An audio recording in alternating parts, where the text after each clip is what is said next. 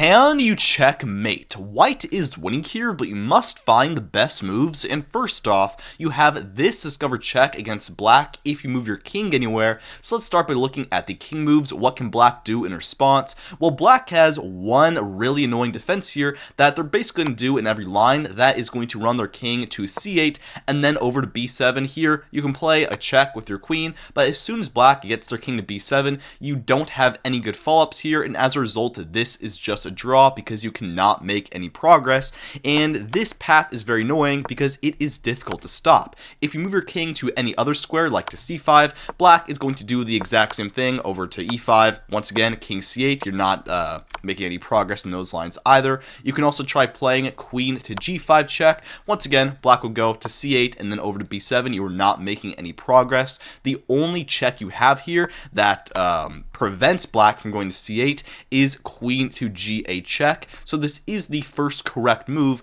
but after black blocks that with queen to e8 here, what do you do from this point? You can't really make another check because you only have two checks here. One of them is trading, which of course is not winning, and the other one is queen down to g5, at which point, once again, black is going to run to c8, and then to b7. They are safe here. That does not work either.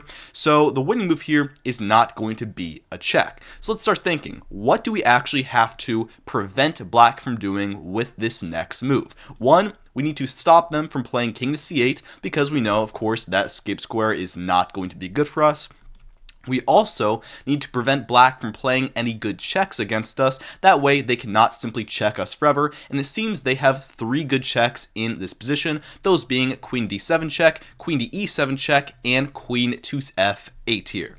Now, how do we prevent all of this with one move? Well, you have the very nice queen down to g7.